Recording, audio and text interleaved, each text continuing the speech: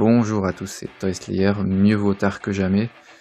Dans mon armoire, j'avais une figurine de Trunks de la gamme Shozoshu The Figure Collection de chez Bon Presto, figurine qui se gagne au Japon dans les UFO Catcher. Et elle traînait depuis quasiment 2016, date de sa sortie en France ou au Japon. Je sais plus si j'avais importé celle-là. Figurine sculptée par Nakazawa, qui est très connu pour faire des très jolis sculptes de personnages de DBZ.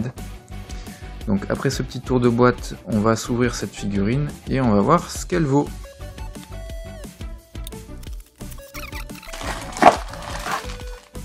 Et nous avons seulement 2 pièces pour cette figurine, donc le corps et le socle hexagonal. Alors voici un premier aperçu de la figurine. Bon, ce qui est cool, c'est qu'ils ont mis un petit bout de carton pour éviter que l'épée se torde, parce que ça reste quand même du plastique relativement souple. Et ce qui est cool, c'est que la poignée n'est pas tordue, du moins quand je la regarde comme ça, elle est légèrement penchée, mais bon, ça se redresse avec de l'eau chaude ou avec un sèche-cheveux. Pour ce qui est de la taille, en prenant le haut de la tête, on est sur du un peu moins de 15 cm, 14,5 on va dire, en moyenne. Alors voyons voir ce que ça donne. On retrouve Melee Trunks, donc sans sa veste, main dans les poches, regard déterminé bien badass. On a quelques nuances de couleurs qui sont assez légères ici sur les muscles et dans les creux. Un pantalon avec de jolis plis, les chaussures sont très bien faites. Ça se voit pas trop à la caméra, mais on a un petit dégradé de gris qui part du gris clair vers le gris foncé vers le bas pour renforcer les nuances sur le pantalon de Trunks.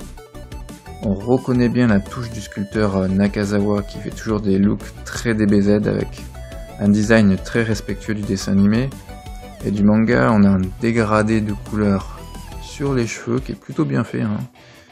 Et derrière, donc, on a l'épée qui peut pas se détacher. Je pense que vous êtes obligé de la laisser attachée. Non, elle n'est pas prévue pour être enlevée. Sinon, la figurine est très bien sculptée dans l'ensemble.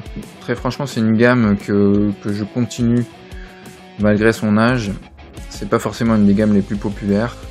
Mais ce qui est bien, c'est que quand vous avez toute la collecte, là on ne le voit pas derrière la boîte, mais sur d'autres boîtes on le voit, quand vous avez toute la collecte dans cette gamme, ça fait vraiment très joli, puisque c'est une des rares gammes de Bon Presto où vous avez toute la Team Z. Vous avez Tenshinhan, Piccolo, Sangohan quand il est petit, Goku, Krillin, etc. Vous avez quasiment toute la Team Z, puisque maintenant beaucoup de gammes de figurines Bon Presto sur Dragon Ball s'axent uniquement sur les personnages les plus populaires, c'est-à-dire évidemment Goku, Vegeta, de temps en temps on a quelques surprises, mais globalement c'est surtout du Goku, du Vegeta.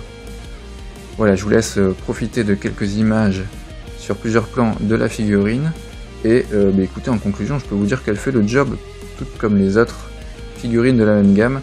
Elle est vraiment bien sculptée, Nakazawa a encore réussi un très beau Melee Trunks, et franchement pour une trentaine d'euros, pourquoi pas, si vous avez d'autres figurines de la même gamme, ça vous permettra de compléter de la collection et de vous faire une belle étagère avec la Team Z. Et je vous dis à très bientôt sur la chaîne, n'hésitez pas à vous abonner, à me suivre sur Twitter. Et vous pouvez également aller faire un tour sur mon compte Instagram qui est justement spécialement dédié à ma collection Dragon Ball. Je vous dis à très bientôt, ciao!